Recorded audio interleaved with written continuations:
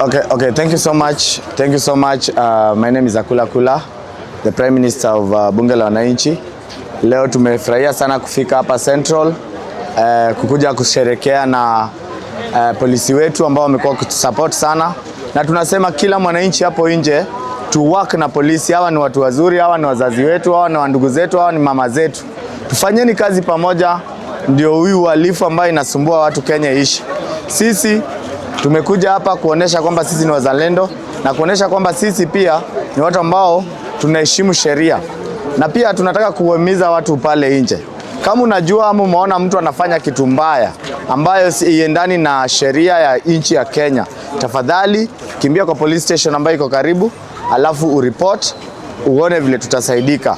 Amani itaanza na sisi. Itaanza na sisi. Sisi ndio tukiamua kutakuwa na amani hapa Kenya. Uhalifu sisi ndio tukiamua itaisha hapa Kenya.